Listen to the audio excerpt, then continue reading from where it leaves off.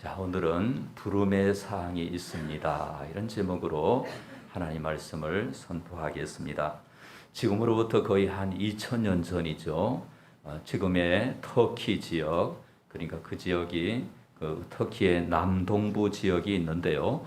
거기에 길리기아라고 하는 도시가 있었습니다. 그 길리기아라고 하는 도시에 또 작은 지역이 있었는데 그 지역이 바로 다소라고 하는 지역입니다. 마치 우리 전라남도가 있고 광양이 있는 것처럼 그 다소라는 작은 지역에서 한 사람이 이제 유대인인데 디아스포라 유대인이죠. 유대인이지만 외국에 와서 살고 있는 그 부모가 무엇을 했느냐? 천막 만드는 일을 했습니다. 그 일을 하는 그 부모 밑에 태어난 사람이 있었으니 나중에 바울이라는 사람이죠. 바울이 거기서 태어나서 유대인들은 어디에 가나 회당 학교에 다니죠. 어렸을 때에는 어머니의 무릎 학교, 조금 크면은 회당 학교. 그리고 이 바울이 아주 영특하고 두뇌가 명석하기 때문에 그 아버지가 어떻게 했습니까? 예루살렘으로 보내서 가말리엘이라고 하는 당대 최고의 석학입니다. 가말리엘이라고 하는 최고의 랍비 밑에서 공부하도록 했습니다. 그래서 바리새인 중에 바리새인이고 또 율법의 아들이고 그런 어떤 그 이름을 듣는 바울이 저렇게 청년 시절에 공부를 많이 하게 되었습니다. 그런데 이 청년 바울에게 있어서 용납되지 않는 한 가지 문제가 있었으니 바로 기독교였습니다.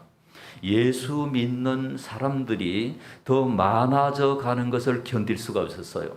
그래서 이 젊은 바울은 결심하기를 기독교를 없애야 되겠다. 기독교인들을 잡아다가 가두고 박해를 하면 기독교가 없어지리라고 생각을 했습니다.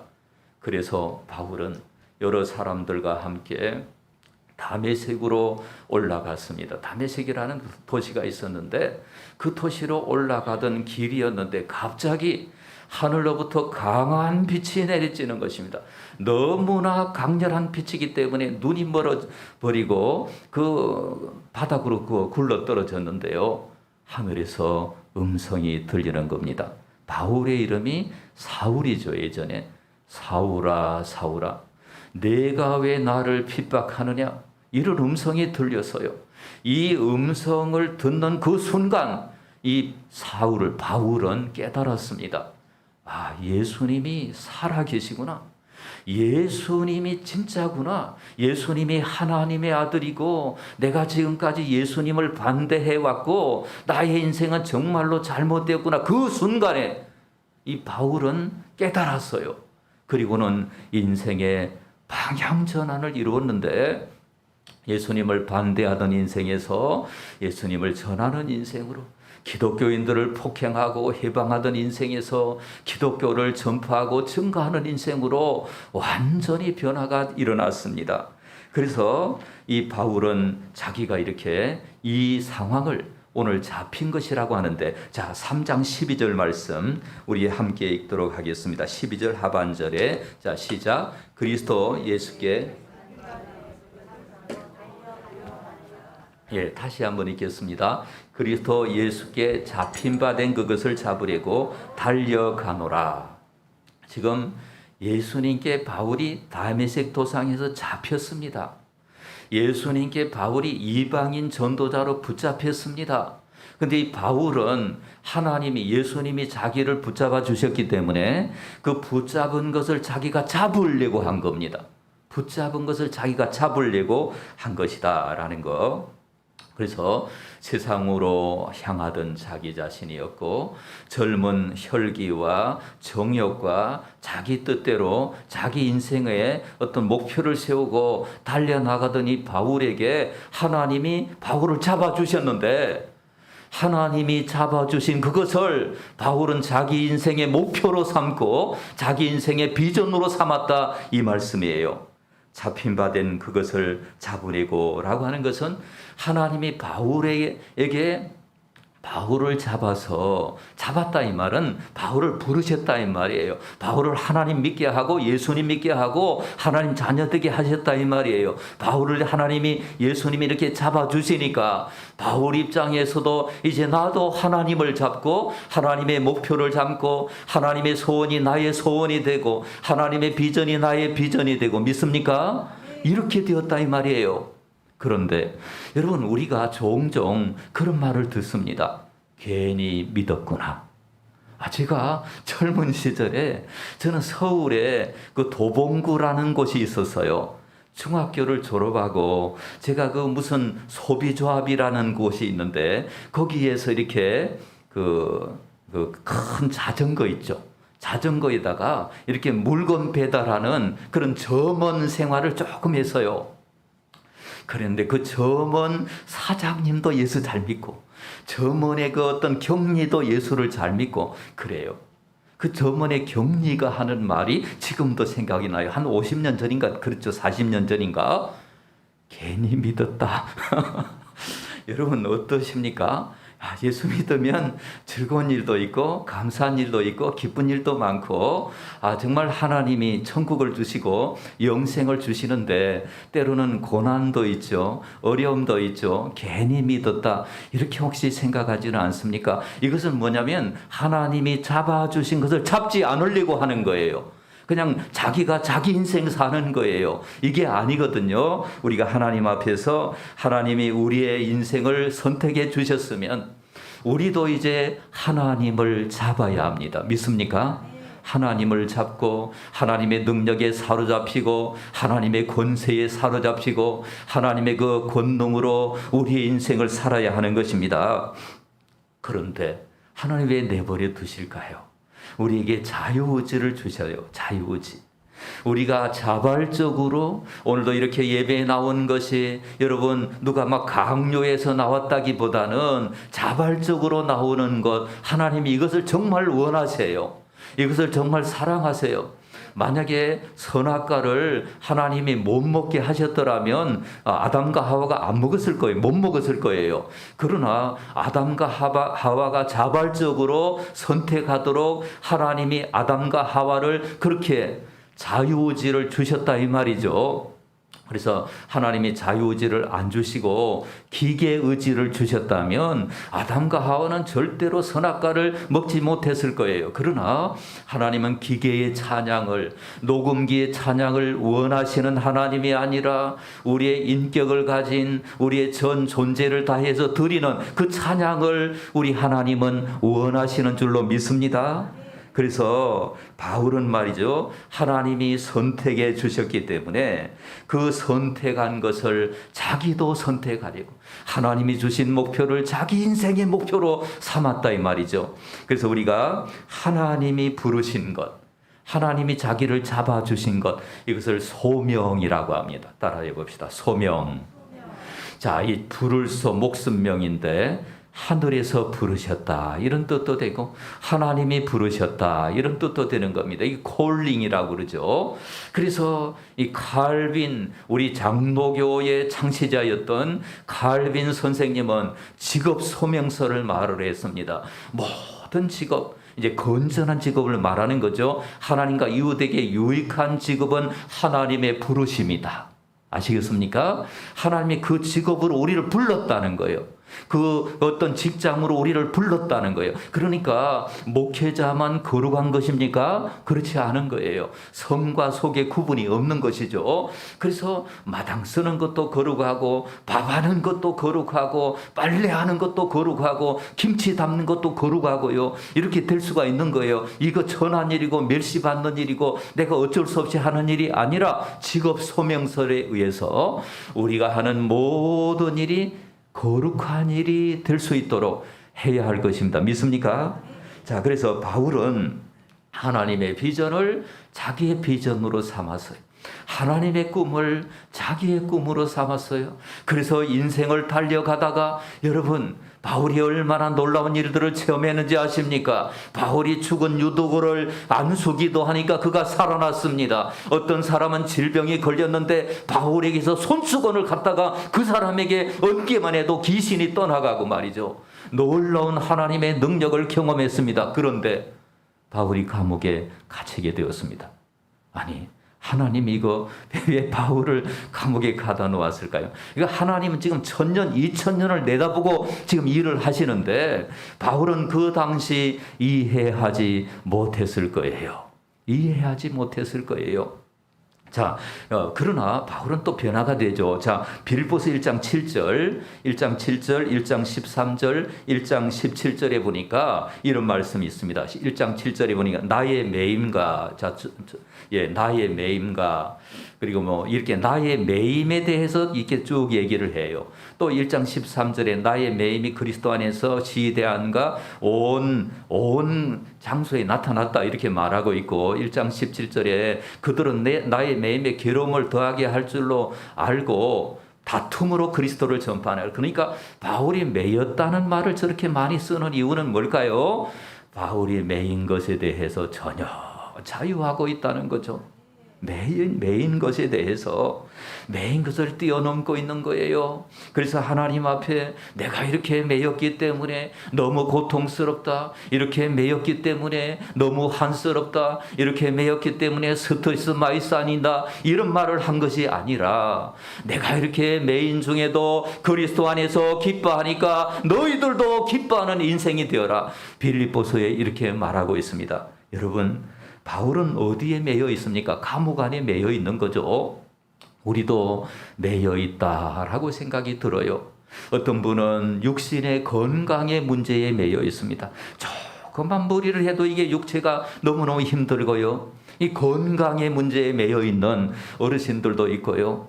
어떤 분들은 병약한 육체의 문제에 매여 있는 그런 문제도 있고, 어떤 분들은 물질의 문제에 매여 있는 분도 있어요. 뭐 부도라든지 이런 것 때문에 여러 가지 경제적인 여건에 매여서 이게 자기에게 사슬이 되어가지고 힘들어하는 거죠. 그리고 어떤 분들은 사람 문제에 매여 있습니다. 갈등 관계 속에서 이러지도 못하고 저러지도 못하고 이 인간관계 속에서 이것이 또 우리를 매는 어떤 것이 될 수가 있고, 우리 또 젊은이들은 미래의 어떤 꿈과 희망에 대해서, 직업에 대해서 그런 부분에 좀 매여 있는 부분이 있을 거예요. 지금 우리 대한민국은 코로나라고 하는 이 전대미문의 전염병에 우리가 매여 있고, 이렇게 이것 때문에 우리가 다 이제 입을 막고 우리의 행동이 제약되고 지금 매여 있습니다. 이 매여 있는 이 상황, 원치 않는 사슬에 매여 있는 이 상황에 보통 사람들, 그냥 보통 사람들, 또 우리 모두가 이게 자연스러운 반응이 무엇인지 아십니까? 원망, 불평, 책임전가, 또 절망, 한숨, 이런 것들이 우리 속에 자연스럽게, 그러니까 이 영성이라고 하는 것은 내게 있는 게 아니에요. 하나님에 있는 요소가 나에게 들어오는 게 영성입니다. 이런 영성의 훈련을 받지 않고 말씀을 듣지 않는 사람들의 자연스러운 현상이 뭡니까? 이렇게 매이게 되면 일단 불평하고 일단 원망하고 이렇게 되기가 너무 쉬운 거예요. 우리 예수를 믿는 사람이라도 우리가 하나님의 말씀대로 제대로 훈련을 받지 아니하면 어떻게 됩니까? 좀 힘들고 어려우면 불평하고 낙심하고 절망하고 이것이 우리의 모습이다라고 하는 거예요. 그러면 오늘 우리가 궁금한 것이 있습니다. 바울은 어떻게 그렇게 매여 있는데, 그리고 육체에도 가시가 있다 그랬죠. 3번이나 주님께 간구했다 그랬죠. 육체적인 가시도 있고요, 이 또 감옥에 매여 있고요, 사면초가의 현실이 있는데 어떻게 바울은 기뻐할 수가 있었을까? 어떻게 감사할 수가 있었을까? 어떻게 그 어려운 여건을 뚫고서 초월적인 의지를 가지고 어려움을 이길 수가 있었을까? 여러분 궁금하지 않으십니까? 이 궁금해야 합니다. 어떻게 바울이 오늘 빌립보서에 보니까 8번이나 기뻐하라, 내가 말하노니 기뻐하라, 다시 말하노니 기뻐하라, 이런 말들을 반복할 수가 있는 것일까요? 답이 있습니다. 답은 14절이에요. 자, 14절을 우리 다 함께 읽어보겠습니다. 시작. 표대를 향하여 하나님이 위해서 부르신 하여 달려가노라. 예, 다시 한번 읽겠습니다. 표대를 향하여 그리스도 예수 안에서 하나님이 위해서 부르신 부름의 상을 위하여 달려가노라. 알고 봤더니 바울이 괜히 그런 게 아니더라고요.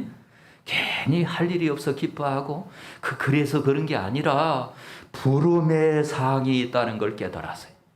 사항이 있다는 걸 깨달았습니다. 그래서 히브리서 11장 6절에 하나님께 나아가는 자는 반드시 그가 계신 것과 또한 그가 자기를 찾는 자들에게 상 주시는 이심을 믿어야 할지니라. 하나님을 믿고 하나님의 능력을 믿고 상을 주시는 하나님. 어떤 하나님? 상 주시는 하나님. 여러분 이걸 믿으셔야 합니다. 이 상을 주시는 하나님. 지금 올림픽이 진행이 되고 있는데 이제 올림픽에 출전한 선수들에게 뭐가 기다리고 있습니까? 잘하면 상이 기다리는 상이. 여러분 부름의 상이라고 했습니다. 그러니까 부름의 상이라고 하는 것은 여러분 많은 사람들이 있는데 일부를 불렀습니다. 일부 너 이리 오너라. 너는 내 것이다. 너는 택한 백성이다. 너는 하나님의 자녀다. 이렇게 우리를 천에 하나 만에 하나 불러주시고 그리고 어떻게 합니까? 너희는 이제 불러주시고 상을 주신다라고 하는 겁니다. 이제 부르심에 대해서 우리가 먼저 생각을 해 보십시다. 우리를 부르신 부름이라고 하는 것은 이제 교회라는 말도 에클레시아라고 해서 부름받은 공동체라고 하는 거예요. 이게 뽑아서 저쪽에 있는 사람들을 하나님이 뽑아가지고 이리 오너라 해서 우리가 공동체로 만들어 놓은 건 이게 교회입니다. 이게 우리는 하나님이 우리를 불러주셨어요. 저와 여러분을 우리가 생각할 때 우리 자신들을 왜 불러주셨을까? 왜 나를 사랑해 주셨을까? 왜냐하면 나보다 더 능력이 있고 나보다 더 똑똑하고 나보다 더 잘나고 나보다 더 모든 부분에서 훨씬 나은 사람들도 많은데 그들은 놔두고 우리를 불러서 하나님의 자녀 되게 하시고 영생을 주시고 천국을 주시고 미래를 주시고 보호해 주시고 믿습니까? 하나님이 왜 그렇게 하셨을까? 우리가 공을 많이 세워서입니까? 아니죠. 우리가 착한 일을 많이 해서 그렇습니까? 아니죠. 우리가 윤리 도덕적으로 흠이 없어서 그렇습니까? 그것도 아니고 그 이유를 알아봤더니 하나님의 뜻이었더라라고 하네요. 하나님이 하실 일이 있고 하나님의 계획이 있고 하나님의 뭔가 뜻이 있어서 저와 여러분을 이리 오너라 예수 믿게 하시고 믿음의 선물을 주신 줄로 믿습니다. 그래서 우리의 불러주심에 대해서 우리는 평생 감사하면서 날 불러주시니 고마워라. 이 고마운 마음, 나 같은 걸 불러주시다니. 뭐 죄송한 얘기입니다만은 저희 친구 2명은 스님으로 한 분은 세상 떠나시고 한 분은 어디 있는지 몰라요. 그렇지만은 저는 목사로 불러주셨어요. 여러분 거기에는 제가 있는 곳에는 불교의 고장이에요. 저는 어떤 초등학교를 나왔습니까? 쌍계사 옆에 쌍계 초등학교를 나왔어요. 그러니까 그 불교를 믿기가 너무 쉬운데 하나님이 그 중에서 그 수천 명의 사람 중에서 어떤 고시 공부하던 사람이 그 마을에 들어와서 고시에 실패하고 그 마을에 들어와서 형님을 예수 믿게 하시고 그 다음에 형님이 저를 부르시고 저를 하나님께로 인도하시고 할렐루야. 하나님의 은혜인 줄로 믿습니다. 믿음은 선물이에요. 여러분 프랑스 수도원에서 7년 동안 이 사람은 불교학 박사이고요. 프랑스에서 이제 뭐냐면 프랑스 언어도 잘하는 그런 사람이에요. 한국 사람인데 이 사람이 프랑스 수도원에서 7년을 있었답니다. 여러분 수도원은 아침에도 예배, 점심때도 예배, 저녁때도 예배 또 그 예배에 참석을 해서요. 그래도 이분은 예수를 못 믿겠다는 겁니다. 여러분 믿음이 선물이에요. 선물. 이거 내가 믿는다고 결심한다고 믿어진 게 아니에요. 하나님이 선물을 주셔서 우리에게 믿음의 씨앗을 심어주신 줄로 믿습니다. 그래서 우리는 평생 갚아도 나에게 주신 이 은혜, 이 사랑 어떻게 갚을까? 어떻게 그 사랑을 만분지 1이라도 갚을까? 우리 탄자니아에 우리 그 고재근 선교사님 하나님의 은혜 갚기 위해서 저 아프리카에 가서 고생하고 있잖아요. 여러분 중요한 사실은 불러주신 사람에게만 상을 받도록 상 받을 기회를 주신다는 거예요. 여러분, 부르지 않은 사람들은 상 받을 기회가 없습니다. 올림픽에서 선수에게만 상 받을 기회를 주시는 겁니다. 여러분, 하나님의 상속자로 하나님의 자녀로 부르신 우리들에게는 상 받을 기회가 있습니다. 근데 하나님이 안 불러주신 사람은 이렇게 살든 저렇게 살든 여기 영으로 내비 두시는 거예요. 내버려 두시는 거예요, 하나님이. 근데 우리는 내버려 두시지 아니하고 불러주시고 이렇게 하나님이 상을 예비하셨다라는 거죠. 바울은 기도하면서 깨달았습니다. 아, 내가 지금 갇혀있지만 하나님이 나를 위해서 상을 예비하셨구나. 부름의 상을 예비하셨구나. 그래서 바울은 달려가노라. 어떻게 하노라? 자, 14절 마지막에 달려가노라 이렇게 말하고 있습니다. 달려가노라 이 말은 디오코라는 디오코, 이 뒤쫓다, 추구하다, run after, 또 pursue 이렇게 추구하다, 아주 간절히 원하는 걸 말해요. 이게 육상 선수를 말하는 게 아니에요. 지금 바울이 지금 육상 선수 했다 이게 아니고 마라톤 했다 이거 아니고 바울 앞에 하나님이 놓아주신 그 일들을 충성스럽게 추구했다 이런 뜻이에요. 그게 달려가다 이 말이에요. 그렇다면 몸이 불편한 사람도 부름의 상을 위해서 달려갈 수 있다 없다? 있다. 장애인도 부름의 상을 위하여 달려갈 수 있습니다. 누구든지 부름의 상을 위하여 달려갈 수 있습니다. 바울은 하나님이 너 이리 오너라 이러고 이방인 선교에 사명을 맡겼습니다. 그런데 지금은 감옥 안에 들어있죠. 그래서 바울이 깊이 생각을 했을 거예요. 아, 나를 이방인 선교사로 부르셨는데 왜 이렇게 나를 감옥에 가둬 놓았을까? 그러면서 하나님 앞에서 새로운 목표를 발견해서요. 여러분, 우리가 원하는 것이 좌절되고 바라는 일이 금방 이루어지지 않는다면 우리는 새로운 목표를 찾아야 합니다. 어떤 목표? 새로운 목표. 전에는 오늘은 이고 내일은 저고 주 복음 전하리 막 이 손발이 닳도록 얼마나 바울이 간 거리를 제가 버스를 타고 가봤어요. 얼마나 먼지요. 그 바울이 걸어 다녔던 거리들을 그렇게 거리를 할보하면서 복음을 전했던 바울을 하나님이 가둬 놓으니까 이제 바울이 기도하다가 새 목표를 발견했습니다. 여러분, 하나님이 우리를 불러주실 때는 분명히 뜻이 있습니다. 하나님 절대로 우연히 우리를 부르신 게 아니고 우리를 이 시대 가운데 불러주신 것은 하나님의 계획이 있다. 하나님의 계획을 찾으시기를 바랍니다. 그 행복한 사람이 되는 거예요. 하나님이 나를 향한 청사진이 있습니다. 바울은 그 뜻을 찾아 기도했을 것입니다. 하나님, 내가 이렇게 하나님 위해서 열심히 하려고 했는데 왜 나를 이곳에 가다 놓았습니까? 하나님, 하나님의 뜻이 무엇입니까? 아마 바울이 열심히 기도했고 하나님 앞에서 바울이 부름의 상을 받기 위해서 하나님 앞에서 바울이 기도했고 이 기도한 내용은 그런 내용은 안 나오지만 이게 성경 제가 잘 읽어보니까 기도 분명히 해서요. 기도했는데 대략적으로 세 가지로 바울이 부름의 상을 받기 위해서 했다라는 거예요. 첫 번째는 중보기도. 따라합시다. 중보기도. 자, 바울이 이 중보기도를 했습니다.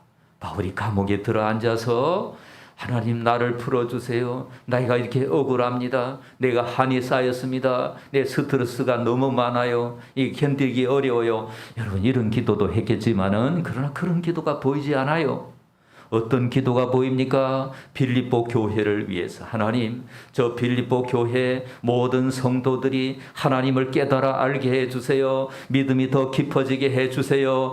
영의 눈이 열리게 해주세요. 믿습니까? 남을 위한 기도. 여러분 기도는 남을 위한 기도가 능력이 있습니다. 여러분 자신을 위해서는 조금 기도하고 왜 하나님 다 아시니까 물론 때로는 좀 깊이 기도할 때도 있겠지만은 그러나 우리는 늘 중보 기도해야 합니다.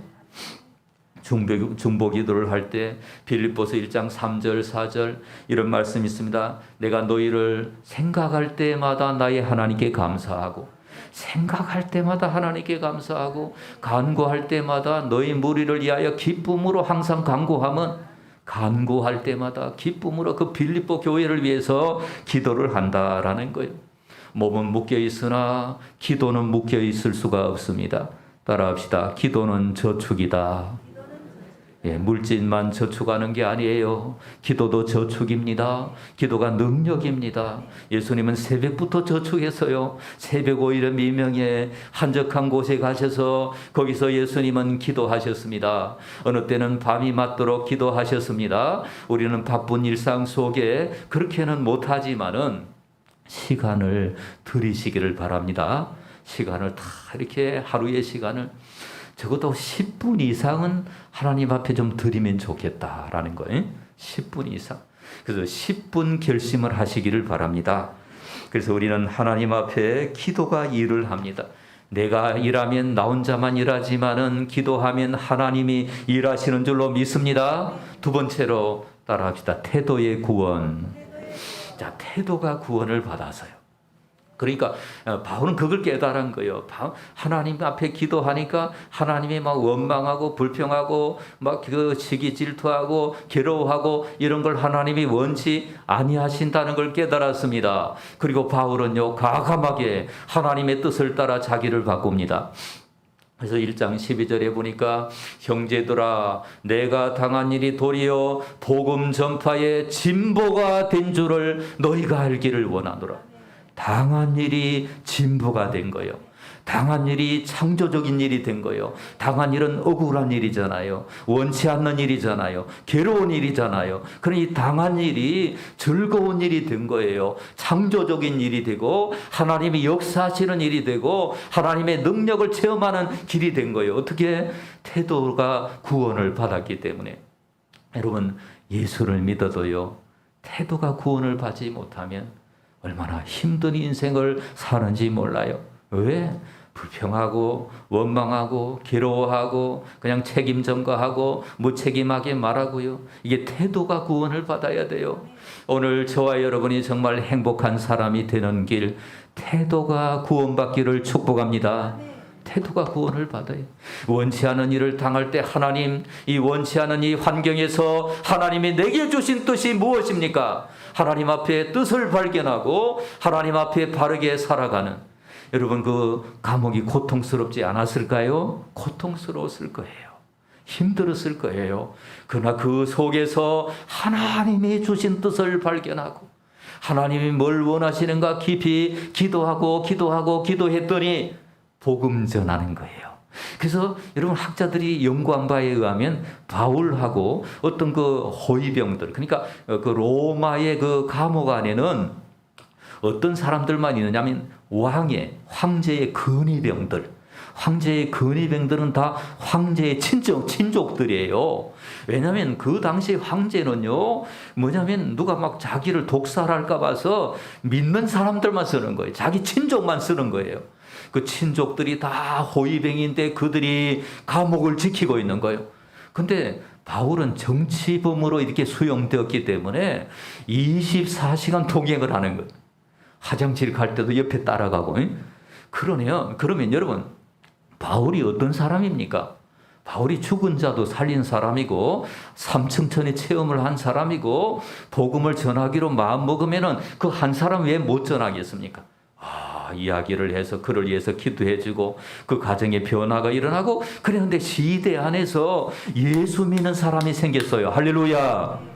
그래서 학자들이 얘기합니다. 그때 바울이 전도를 했기 때문에 시대가 예수를 믿게 되고 왕족이 예수를 믿게 되고 귀족이 예수를 믿게 되고 313년 콘스탄티누스 대제 때, 황제 때 기독교가 공인이 되었습니다. 기독교가 로마의 국교가 된 거예요. 그 국교가 된 그 출발점이 뭐예요? 바울의 전도입니다. 하나님은 이렇게 200년 이후를 내다보시고 일하시는 하나님 믿습니까?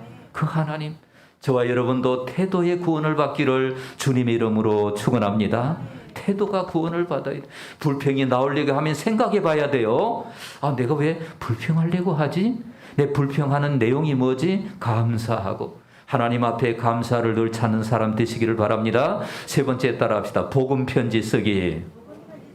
자, 빌립보 교회를 위해서 썼어요. 골로새 교회를 위해서 썼어요. 에베소 교회를 위해서 썼어요. 모든 교회를 위해서, 갈라디아 교회, 데살로니가 교회, 이런 교회들을 위해서 바울이 그 속에서 감옥 안에서 자기가 좀 편안히 좀 쉬고 싶지만은 하나님이 그 마음 속에 막 불붙는 마음을 주셨기 때문에 그 편지를 썼는데, 여러분, 그 편지가 지금까지 남아 있습니다. 하나님은 2000년 후를 내다보신 거예요. 할렐루야. 자, 이걸 우리가 생각한다면 우리는 하나님 앞에 우리도 여러분 글을 써야 합니다. 헨리 나우에는 글 쓰는 것은 영적인 행위다 이렇게 말을 했어요. 글 쓰는 거. 여러분 좀 글을 좀 쓰시기 바랍니다. 글 쓰는 거 하루에 2줄도 좋아요. 제가 습관 홈트라는 책을 봤어요. 이 사람은 예수 안 믿는 사람이에요. 하루에 2줄 쓰기로 결심했어요. 대기업에 다니는데 하루에 나는 2줄을 쓰겠다. 그랬는데 어떤 사람이 되었는지 아십니까? 이분이 습관 컨설팅의 전문가가 되고 대기업에 다닐 때보다 이제 거기 퇴직하고 훨씬 더 많은 연봉도 받게 되고 이렇게 변화가 일어났다. 자기가 하루에 2줄 쓰기를 결심했는데 어느 날 1시간을 쓰고 있다라는 거예요. 여러분 날마다 감사 일기를 쓰시기를 바랍니다. 믿습니까? 우리의 눈이, 우리의 생각이, 우리의 가치관이 무엇인가 감사할 걸 찾아야 합니다. 감사할 게 이 코로나 와중에도 이 매임 속에도 이 여러 가지 어려움 속에서도 반드시 감사할 일이 있을 것입니다. 그래서 우리가 남을 위하여 중보기도 하고 때로는 우리가 매였다고 생각하지만은 감사의 훈련을 하고 태도가 구원을 받고 이제 감사의 글을 써서 이후에 여러분들의 삶 속에 길갈의 그 돌들처럼 에베네셀의 돌들처럼 하나님이 역사하시는 은혜가 있기를 주님의 이름으로 축원합니다. 기도하도록 하겠습니다. 자, 오늘 우리 1분만 한번 기도하십시다. 오늘 주신 말씀을 따라서 하나님, 내가 억울하고 힘들고 괴롭고 그런 환경에 있다고 생각했는데 이제부터 감사하겠습니다. 이제부터 태도가 구원을 받겠습니다. 우리 다 같이 한번 기도하도록 하십시다. 주님 사랑합니다. 이 시간 오셔서 우리 모두에게 성령으로 함께하여 주십시오. 아버지 사랑합니다. 도와주십시오. 하나님 모두에게 은혜 주셔서 하나님 앞에 쓰임받게 하시옵소서. 귀한 말씀 주시니 감사합니다. 성령의 능력을 경험하게 하시옵소서. 오 주님 사랑합니다. 주님 믿습니다. 하나님 은혜 주시옵소서. 도와주세요. 성령의 역사를 주십시오. 주시옵소서. 아멘. 아버지 사랑의 하나님, 당한 일을 창조적인 일로 바꾸는 우리의 삶의 변화가 일어나게 하여 주시옵소서. 바울처럼 우리도 생각이 변하고 가치관이 변하여 하나님 앞에 소중하게 쓰임 받을 수 있도록 행복한 사람들이 되게 하옵소서. 예수님 이름으로 기도드립니다. 아멘.